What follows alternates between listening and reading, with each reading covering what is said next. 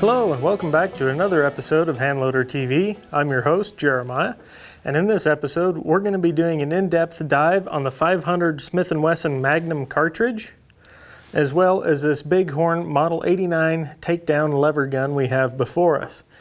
So we're going to be doing a full load development on it, talking about everything you need to know about the rifle, the cartridge, and how to hand load for it. So there's going to be a lot of good information packed into this video. Let's go ahead and start out by taking a look at the rifle itself. So this particular lever action is the Model 89 chambered in 500 Smith & Wesson Magnum, also known as their spike driver, which is a trademark term that Big Horn Armory uses on a lot of their lever guns. This particular model is a takedown model, and we'll showcase how that works in just a little bit. But let's go ahead and walk you through start to finish on this rifle, starting out with the recoil pad here at the back. It is a Pachmayr decelerator recoil pad. It is 1 inch thick, nice fit and finish on it there. And then we have a standard walnut stock as described on their website. However, if you ask me, this grade of walnut is anything but standard when you're talking about lever action rifles. It's got beautiful grain structure in it, very nice machine checkering at the wrist and the fore end here. Overall, it's a very aesthetically pleasing rifle. The metal parts, a barrel, receiver, lever, hammer, they're all finished in their Hunter matte black finish, which is extremely corrosion resistant and a very durable finish. Something proprietary that Big Horn Armory uses on their rifles. And then also we have a very nice, slightly oversized lever here, so you can operate it with gloves if so desired. Runs very nice and smooth there for chambering such a large cartridge. And then at the back here, we have a Skinner peep sight, which personally I'm a huge fan of Skinner sights. And one thing that I did do on this particular rifle is I did replace the aperture. I think I went down 2 sizes in aperture size just to aid with shooting small groups on the paper. It is mounted to the bolt, so if you watch that lever reciprocate here, you'll see that the sight travels with it.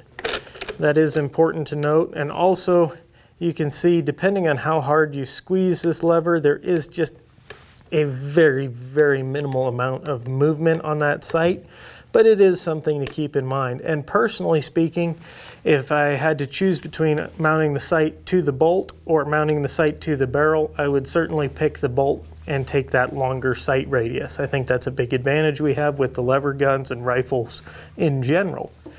Then at the front here, we have a white bead front sight that is dovetailed into the barrel. Very beautiful fit on that, very nice, very well done. And that white dot measures out to right at 1/10 of an inch, I think, if memory serves me correctly. So it's a fairly large front sight. However, that is very good for rapid target acquisition and fast follow-up shots, which we'll do a little bit of that with this rifle as well with full power loads, which is going to be a theme as we walk through this rifle and shoot it and put it to the test. We're going to be shooting a lot of full power loads through this rifle. So if you want reduced loads for the 500, this isn't the video for you. Maybe we'll do that in a future video, but for now we're going to focus on the high output, high energy stuff, because all in all, I think this rifle really is designed for hunting. It weighs in at 8 pounds, 2 ounces, so it's a relatively light and handy rifle. Relatively short barrel on it. I think that's an 18-inch barrel on this guy. And the magazine tube goes all the way out to the end. It has a capacity of 7 in the tube plus 1 in the chamber for a total of 8 rounds. That's a lot of firepower in your hands with this particular rifle. So all in all, it's a very light, very handy rifle. I did measure the trigger, and on an average of 5 pulls on my Wheeler Engineering trigger pull gauge here, the digital version, it broke clean and crisp at 5 pounds, 2 ounces with complete over travel. And what I mean by that is once the trigger is broken, the only thing that's stopping it from moving rearward is it bottoming out on the back of that lever there. So that is a little bit annoying, but it's also common on a lot of lever guns. They don't have an over travel stop. That would be a great addition to this rifle. If you could have a gunsmith take a look at that, or maybe it's something Big Horn Armory can offer in the future. I personally would greatly appreciate that. However, in practicality, when you're using it for hunting scenarios, self-defense scenarios against four-legged big hulking critters, really not a big deal. And again, we'll showcase that as we put this rifle to the test. But all in all, it's a very light, very handy, and very powerful cartridge to have at your fingertips. Also, one thing that I did notice in kind of shooting this rifle, prepping for the video, getting a feel for it, one thing that I really like is the side gate here where you load the rifle. It's very easy, it's not a finger pincher, and in addition to that, you can cycle the lever just enough to eject your spent case, and if you wanted to, without feeding around from the magazine, you can drop in a round directly into the chamber. So if you wanted to switch loads, kind of think along the lines of a slug select drill with a shotgun, you can do that with this rifle, which personally, I really like that. I can have 7 rounds of bear stopping power in the magazine, and if I want to take a shot at something smaller, a smaller game animal, I can do so with this rifle. So overall, very good fit and finish on it, very nice rifle. Let's go ahead and jump on over now to the takedown process, and we'll showcase how easy that is. So one thing that really sets apart this particular model from the others is the fact that it can be easily taken down into 2 pieces. And one thing I should have noted, there is a half cock position on this particular rifle. No safety, that's just the way I like it. Half cock, use that as your safety. Anyways, so you can open the action up a little bit here, and then there's a nice knurled end cap, and this whole magazine tube actually is threaded. So what you do in order to take it down, and I'll try and kind of angle this towards the camera there so you can see it a little bit better, is I twist this. This gap right in here is going to grow a little bit, and once I get it twisted free there, it simply breaks down into 2 short, compact pieces. And one other nice thing about this particular rifle is it came with a Skinner sights, very nice Big Horn Armory branded Takedown lever gun case. And so it's got a flap up here, 2 sleeves here, which I can insert the 2 pieces into. And it holds it nice and secure. Close the flap, which is secured by 2 buckles.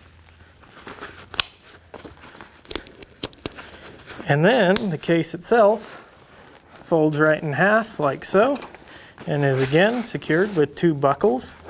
And now you have a big 500 Smith & Wesson lever gun taken down into 2 pieces in a nice durable case that will fit under the front seat of your pickup truck, or better yet, in the cockpit of your bush aircraft. And that's kind of what I ideally see the use case for this rifle as. This would be perfect for an Alaskan bush pilot to keep in his airplane, and if anything did go wrong and he needed it, you've got 8 rounds of 500 Smith & Wesson Magnum at your disposal, which is pretty awesome. That's some serious firepower and a lot of lead you can put downrange in a short amount of time. Now reassembly is likewise very easy. Simply open up the action, and this is a good point to point out the excellent machining quality that Big Horn Armory does on these lever guns. It is just phenomenal, the fit and finish and everything that goes along with it. So now that I've reattached the 2 pieces, I can begin threading this magazine tube back into the gun to where you're going to see that gap there shrink nice and tight. Good fit and finish there, good fitment of the parts. And then we can work our lever action. Obviously we are clear here, and it works just fine. Very nice. So now let's go ahead and jump on over to the hand loading side of things. And one other thing I forgot to point out, all of these Big Horn Armory Model 89 lever actions are manufactured using 17-4 stainless steel. Very high quality, high yield strength, high corrosion resistant steel, and it's just got exceptional strength, and that's how they can get away with chambering the big mighty 500 Smith & Wesson Magnum cartridge. So let's go ahead and talk you through the hand loading side of things for this cartridge now and discuss exactly what we did to work up loads in this lever gun. When it comes to hand loading for the big 500 Smith & Wesson Magnum cartridge, it's a relatively simple and straightforward process. If you've loaded for 9mm Luger, 38 Special, even 45-70, it reloads just like any other straight-walled pistol case or straight-walled rifle case. So rather than walk you through step by step exactly what we did and bore you with the whole loading process, we're just going to kind of talk you through it briefly now. So starting out with the components we used, we selected Redding dies. This is a 3-die set. We have a full-length sizing die, an expander die, and a seating die with a built-in crimp function, which we'll get to in just a moment. Then we selected Starline cases. They've proven to be outstanding, high quality, very consistent, uniform cases.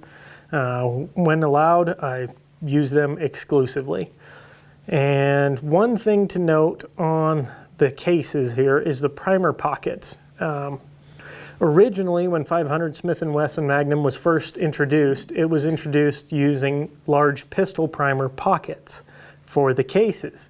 That specification was later on changed to large rifle primers. They had some issues with firing pins piercing the primers and some other issues, so that caused them to change that specification from large pistol to large rifle primers. And as a result, all new Starline cases that are made to accept large rifle primers will have 500 Smith & Wesson Mag with a little R on the case head there. So that way you know those cases are made to accept rifle primers. And that brings us to another important caveat when it comes to hand loading for this cartridge. You're going to find a lot of data, in particular the older data out there, will use large pistol primers, in particular large pistol Magnum primers. And when you make that swap from the pistol primer to the rifle primer, it can change pressures. So use caution. I know when I was working up loads for this particular rifle, I did see a slight increase in velocity and pressures as a result of using large rifle primers as compared to large pistol primers. So just something to take note and be aware of there. Then we selected some high quality bullets from Hornady and Rimrock, and we're using Federal 210M primers exclusively, large rifle primers. They're match grade. And then we have some high quality powders as well that we're going to put to the test. We want full house loads, so we've selected appropriate powders for the job. And then the final note that I want to make when it comes to this rifle in particular, and flipping through the owner's manual, I noticed they did not recommend use of the Hornady FTX bullet in this particular lever gun. And I spoke with both Big Horn Armory and Hornady Manufacturing about that. Both say that the FTX is very safe in this gun. They've experienced no issues. Bighorn did cite some claims that they were worried about the tips freezing under extreme conditions and possibly then they would harden up, but they fully admitted they hadn't tested it. As to where Hornady came back and said they've tested it thoroughly, they're perfectly safe in the lever action. There's no way you can cause a magazine tube detonation using the Hornady FTX bullet. So it works perfectly fine, it's perfectly safe. The only issue I did encounter in shooting those FTXs is they are a little bit difficult to feed, but that's just something to keep in mind. If you work the lever with authority, it works no problem. Just a little side note on bullet selection for the 500 Smith & Wesson Mag. So we've got our Starline cases. I went ahead and full-length sized them all, even though they were brand new, just to kind of uniform them out, iron out any dings or dents. Then we went ahead and expanded the case mouths using our expander die. I then applied a chamfer and deburr, seated primers using a Frankfurt Arsenal hand primer, and then we charged the cases with an RCBS Matchmaster powder dispenser, ensuring accurate charge weights across the board. Then we seated bullets, and then in a separate step, we applied a crimp to the case.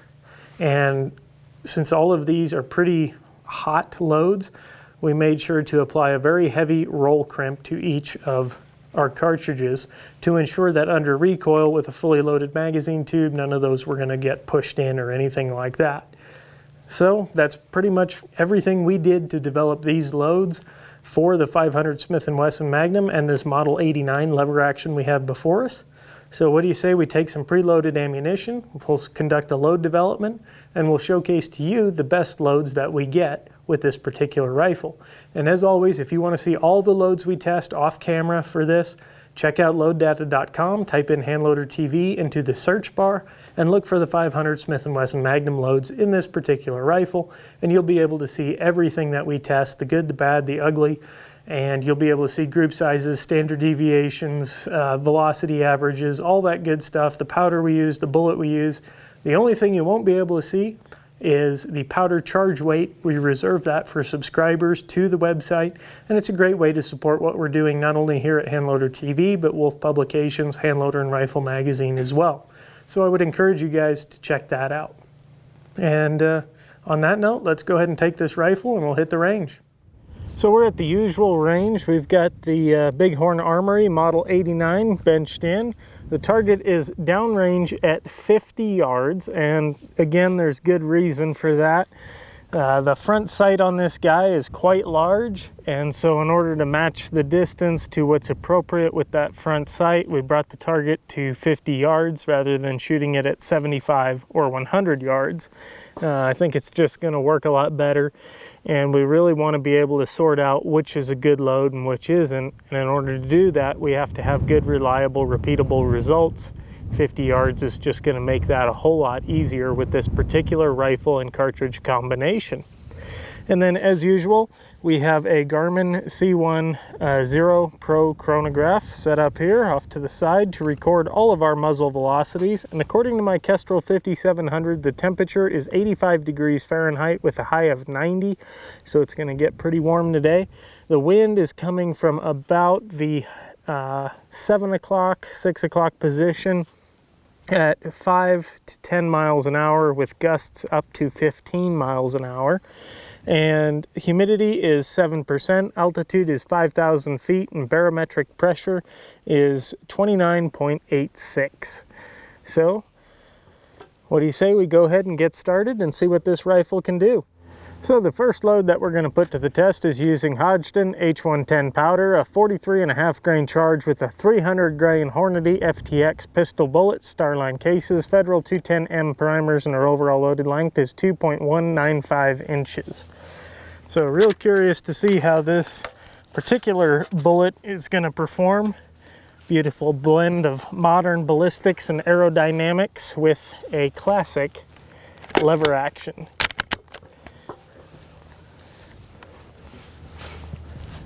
Here we go.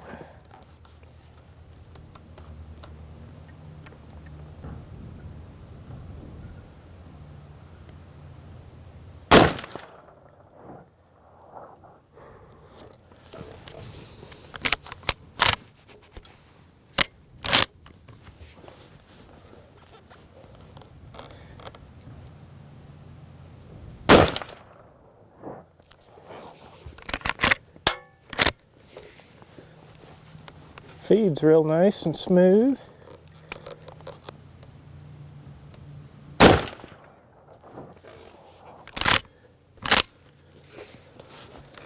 I am breaking my position after every shot to work the lever. Unfortunately, it's just one of those things that I got to deal with on this particular rifle and setup I have now.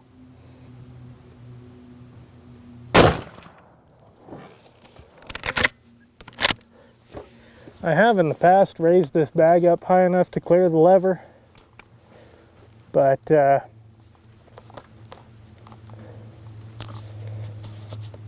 has its own set of issues.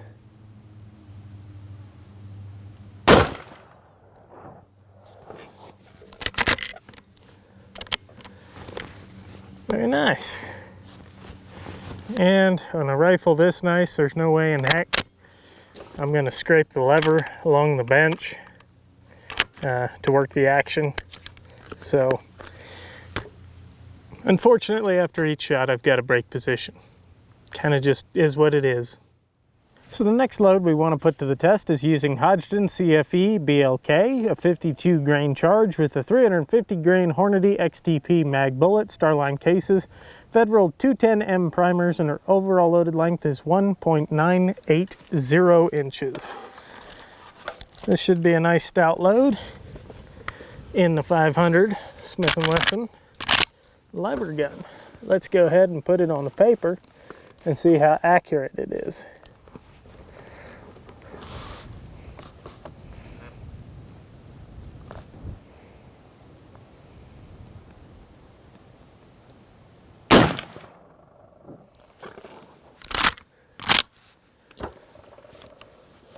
And these XTP mags are feeding much better than the FTXs in this particular gun.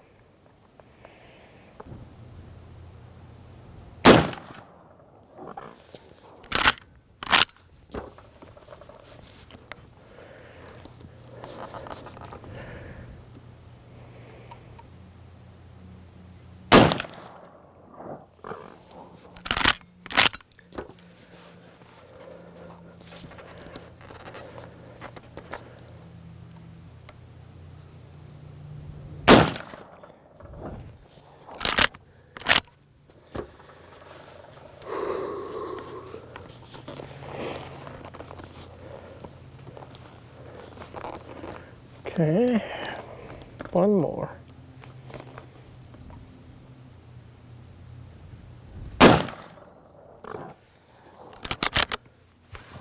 Very nice. Feed and function, very smooth.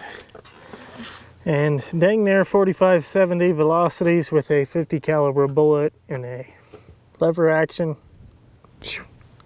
That's a whole lot of fun. Pretty impressive. Next up, we have accurate 5744 powder, a 35 grain charge with a 380 grain rimrock round nose flat point with gas check. Starline cases, Federal 210M primers, and our overall loaded length is 2.040 inches. Now, one advantage to the 500 Smith & Wesson Magnum is that you can shoot such a wide range of bullet styles and weights. But as a result, you also have a vastly different point of impact. So let's go ahead and see. Not 100% sure where this guy's gonna land. Hopefully it's centered up. I'm gonna hold a little bit different to make it hopefully connect.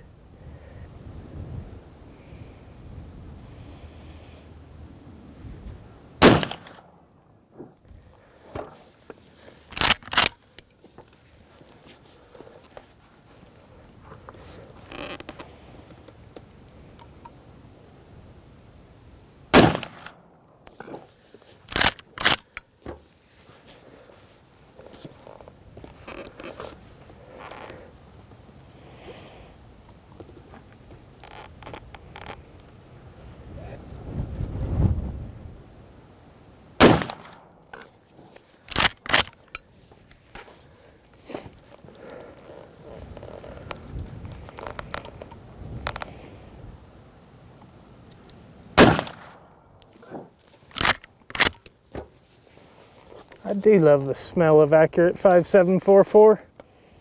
Very unique smell. Just very pleasant aroma.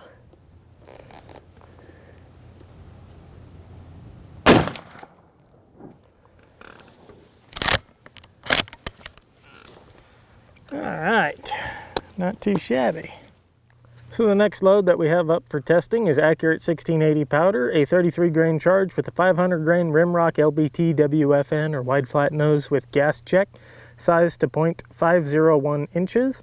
Starline cases, Federal 210M primers, and our overall loaded length is 2.000 inches. Looking forward to testing out these heavyweights in this rifle. It's one very nice thing about the 500 Smith & Wesson Magnum is you have an extreme amount of versatility in bullet weight, bullet construction, all that fun stuff. So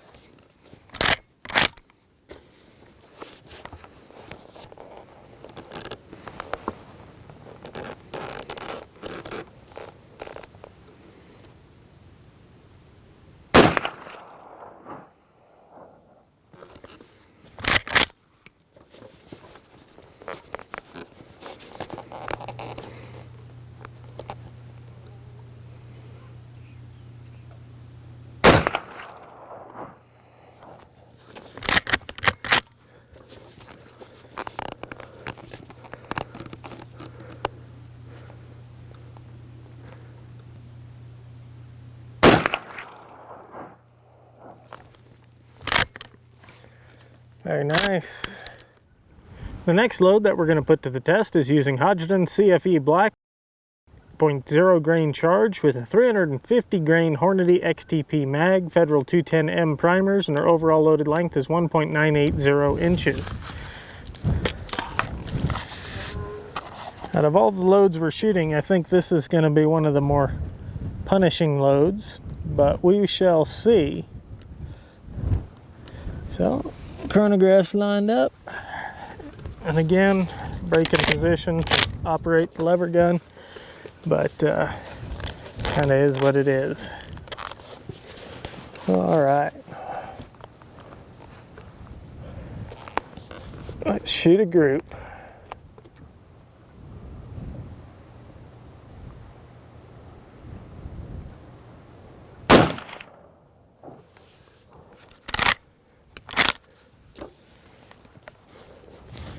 Yeah, that feels nice.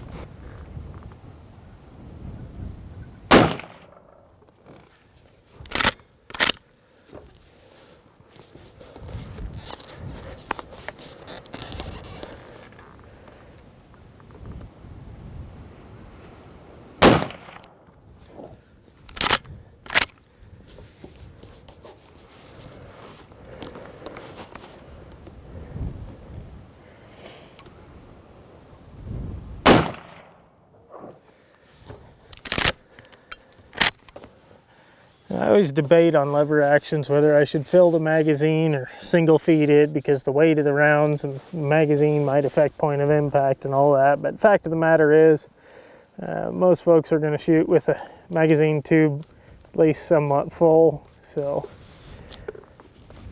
that's what we're doing in this video.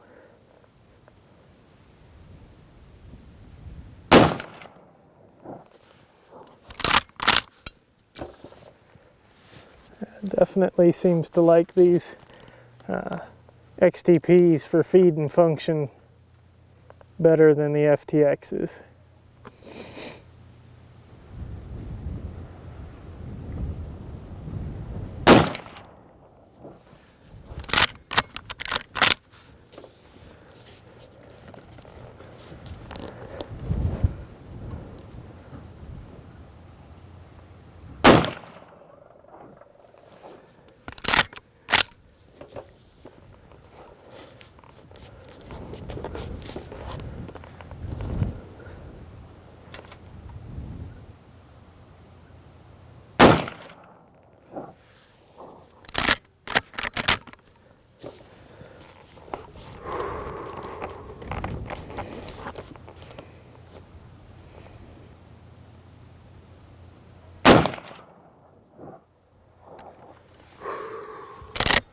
Very nice. So we're back from the range now, as you can see, and my shoulder is a little bit tender, but it's feeling pretty good, all things considered. We put a ton of ammunition through this rifle out there.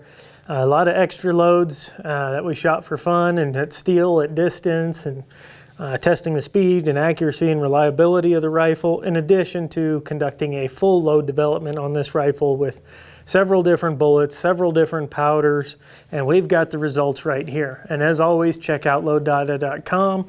They have all the results from what we test here. Type Handloader TV into the search bar. You'll be able to find these loads for the 500 Smith & Wesson, and you can see everything that we tested. But let's go ahead and dive right into the first target and the first load that we put to the test here. And this legitimately was the first group out of this rifle using Hodgdon H110 powder, a 43.5 grain charge. We got a group size of 1.97 inches, standard deviation of 16, extreme spread of 38, and 2,229 feet per second. Now this was with that Hornady FTX pistol bullet, the 300 grain bullet. And they can be a little bit finicky feeding. And in talking with Big Horn Armory about that, they can tune these guns to feed this bullet or that bullet, or in order to feed the widest variety of bullets. sometimes that FTX just doesn't fit that category, because if you think about the 500 Smith & Wesson mag, you're able to shoot bullets all the way down to 300 grains, all the way up to 700 grains. So tuning it to feed every bullet is a little challenging, but if you work the lever with cadence, it tends to feed these just a little bit better. So that's something to keep in mind and test and practice in your own gun if you do get one of these. Otherwise, a great replacement for this bullet is the 300 grain Hornady XTP mag, which fed and functioned flawlessly throughout our testing with this particular rifle. The next load that we put to the test is using Hodgdon CFE Black. Big fan of this powder. It performed very well across the board with the 350 grain Hornady XTP mag across all the charge weights we tested.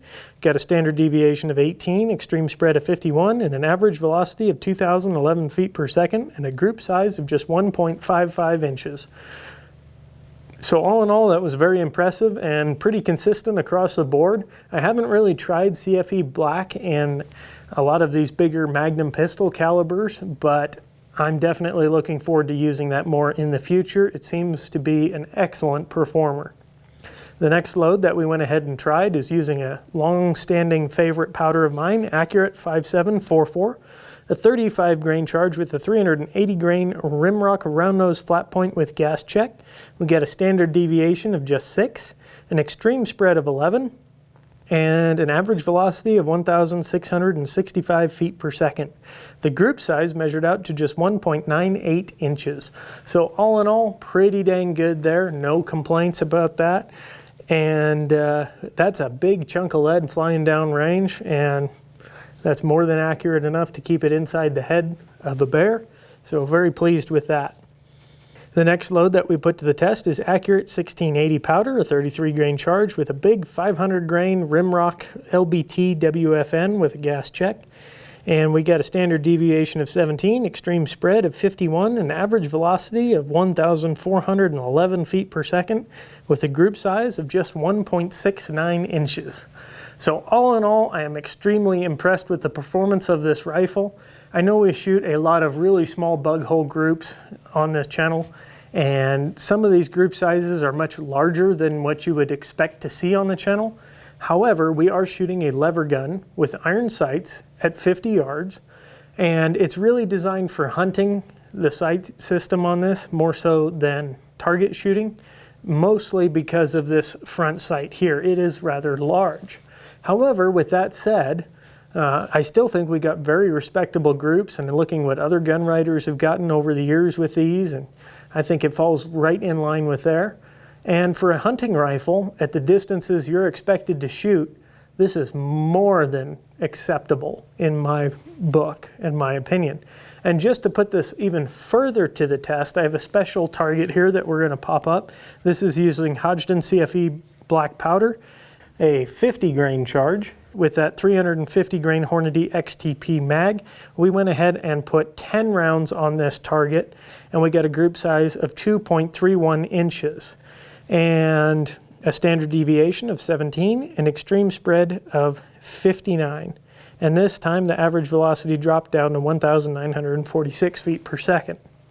So very, very good accuracy in my book from a lever gun, especially a big bore lever gun like this. 10 rounds on the paper there kind of gives you a good indication of overall what this rifle is capable of with a little bit higher sample size. And we can see that the groups really didn't open up that much. And I'll be perfectly honest with you, in shooting this rifle off the bench, there is definitely some shooter fatigue going on. It is a heavy recoiling rifle and a relatively light rifle to have benched in. And as a result, I'm sure that I could have very easily pulled some shots and things of that nature. But all in all, I'm still very impressed with the performance. Yes, it's not the 0.3 inch groups we're used to seeing with some of the rifles that we have on the channel. But for a lever gun that's designed for hunting in a takedown model, in a big, very large, very powerful cartridge, this is just about ideal in my book. So there you have it. There's the loads. Now let's go ahead and close out with some closing thoughts on the rifles itself and the cartridge, And then we'll also close out with some of your comments at the very end of this video. If you guys have stuck around this long, stick around for that. It's a lot of fun. We read some of your comments and reply to them, and it's just a more relaxed, good time. So let's close this out. So now that you guys have seen the results, the group sizes, the standard deviations, the reliability, the results we got with this rifle, you can make an educated decision for yourself. And I did precursor some of the loads that we showcased in the group sizes and kind of already talked about that to a degree, taking into consideration that this is a lever gun and all that. But I want to close out this video with some final thoughts on the experience I had in testing this particular rifle and cartridge combination as well. So again, these are just my personal thoughts, taken with a grain of salt. Big Horn Armory did supply this lever gun for review. They were kind enough, and I told him we were going to put it to the test, and he was perfectly fine with that. So it doesn't influence my decision or what I'm going to say about the rifle in any way, shape, or form. We present just the facts, and then I'll give you my 2 cents, and you can take it for what it's worth. But all in all, at first, when I was testing this rifle, I did swap out the peep sight because I knew shooting groups was going to be a little bit difficult with it. It turned out to be a little bit more difficult than I thought, just because of shooter fatigue, the recoil. Benching in this rifle and trying to shoot small groups with a rather large front sight is a bit of a challenge. And after I got finished working up a load, I was actually a little bit discouraged with this rifle, and I'm kind of going, oh, it should have shot better, yada yada. I should have shot better, maybe. I was a little bit disheartened. But then I loaded up some of the best loads with the XTP bullets, as well as some from Rimrock as well, and I started just shooting the rifle under field conditions, hunting type scenarios, and things like that. At the time of this filming, this rifle has approximately 600 rounds through it, maybe even more. I know I had 300 rounds to start with the load development, and all those cases were shot and resized and reloaded, and there was at least another 300 cases of Starline brass that I loaded on top of that. So there's quite a few rounds through this rifle at this point. And all in all, it performed very well. The lever actually slicked up quite a bit in that time as well. It's very smooth operating now. It doesn't throw my sight picture off as I work the lever. I can maintain a good sight picture, which initially it was a little bit stiff, but now it's well broken in and well used and well worn, and it's held up very well. The recoil is a lot on this cartridge when you're shooting it all day, but for a hunting gun, that's not so much a big deal, and you're not going to really be shooting this unless you're developing loads for it. And even then, you probably wouldn't test 350 rounds. But we do things to the max here. So all in all, after shooting it a bunch in field style conditions, I was extremely impressed with the performance of the lever gun. In particular, the sights may not lend itself well for group shooting, but for rapid follow-up shots, rapid sight acquisition, it worked phenomenally well. I was able to pick up a steel plate at 50 yards and put 7 rounds on target or 5 rounds on target very, very rapidly with this sighting system. And I didn't have to think too much about it. And also, under low light conditions, that white bead front sight works very, very well. So it actually makes a lot of sense. All in all, the gun performed very well. It was very reliable, with one caveat is be careful what bullet weight and profile of the bullet you use and feed in this lever gun. I would thoroughly test it and vet it before you decide to hunt with it. But if it works good and it feeds reliably, then you're good to go. So that is one caveat with the rifle, but all in all, everything we tested, especially the heavier weight cast bullets, it fed phenomenally well, all the way up to 500 grains. And I did even shoot some 700 grain projectiles through it, and they fed and functioned just fine as well, which is a heck of a lot of lead that you can put downrange in a relatively short amount of time. But this 500 Smith & Wesson Magnum is just a beast of a cartridge. And that's one of the big attractors to it, is the fact that it is so versatile. You can shoot a 300 grain bullet all the way up to a 700 grain bullet. And while we focused on loads that are close to max or giving you really respectable hunting performance, you can also download the cartridge and use more traditional pistol powders and get less recoil and still get pretty impressive performance, because at the end of the day, you're still slinging a 50 caliber bullet downrange, and that is nothing to sneeze at. And you're doing so in a very light and handy lever action rifle.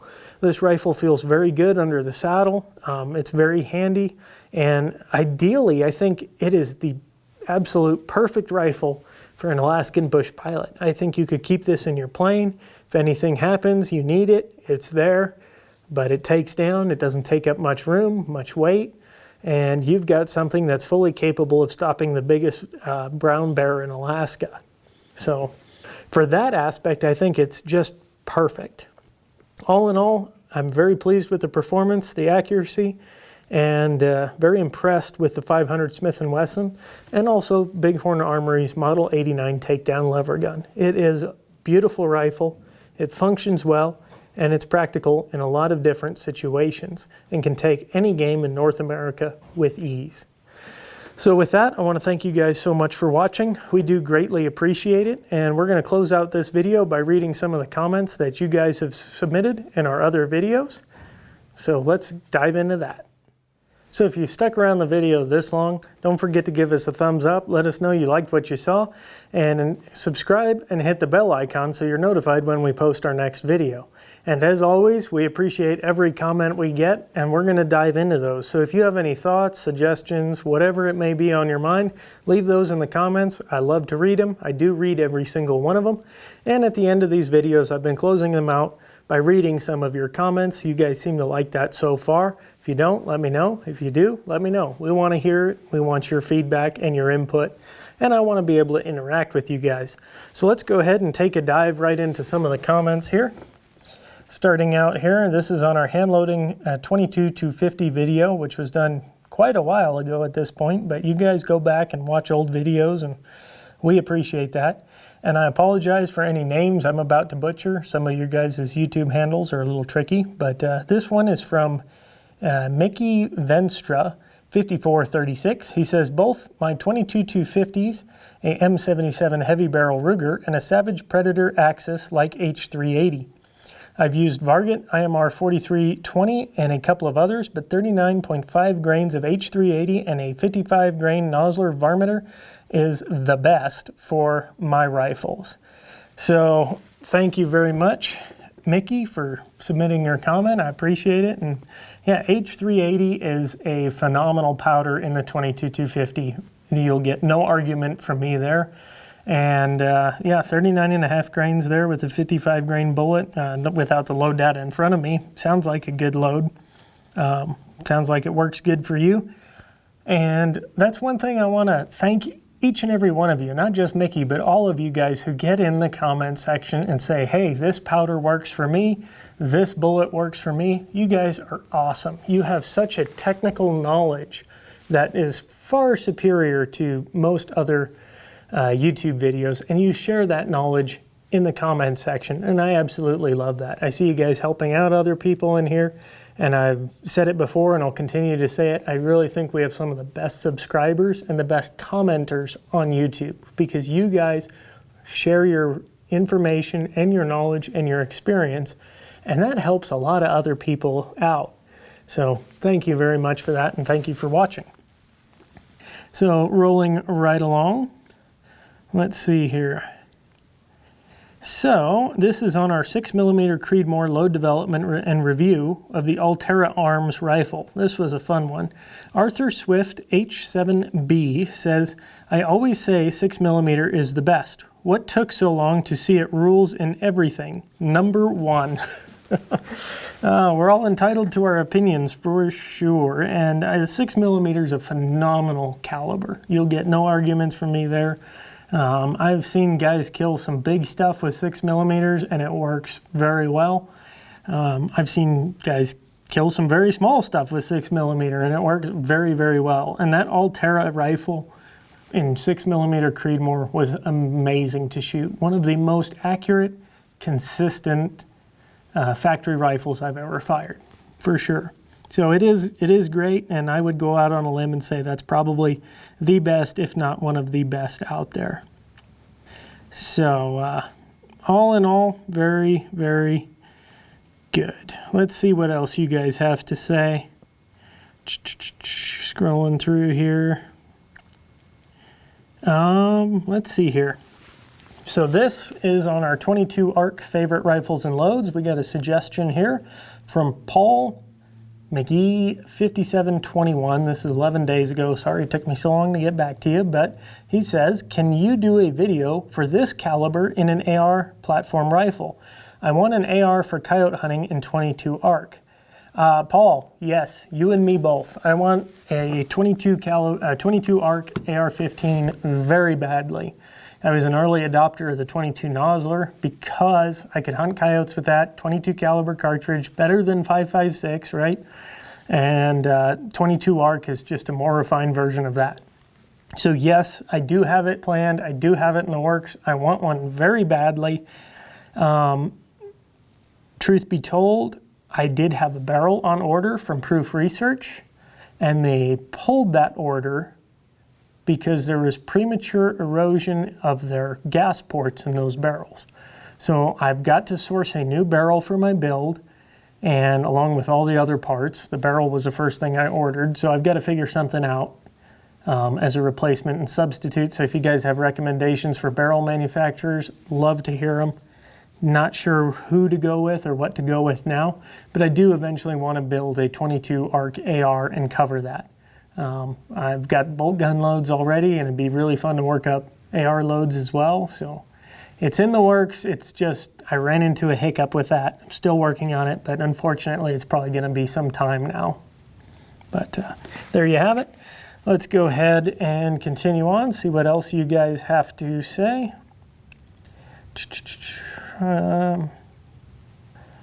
So Michael Wilson, and this is in our 22 Nosler and an M48 Heritage video. This is a bolt gun 22 Nosler. Michael Wilson 9986 says, yes, do it in the AR or an article. Yes, yes, it's going to happen. If it hasn't been posted at this time, it will be very soon. We are going to cover the 22 Nosler in an AR very, very soon, and likely there'll be an article as well to kind of follow up with that. But yep, 22 Nosler in an AR. I already have that rifle. I've had that rifle for many years, so that was an easy one to plug in. It will be coming. Stick around.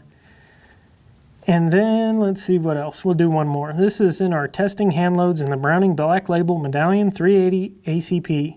So Cripple Guy 415 says, true locking breech. Not that hard to rack slide like on most straight blowback 380s. So yes, that is very true. I actually am a huge fan. This video didn't get as many views as I thought it would, but then again, what do I know? I'm just a guy on YouTube.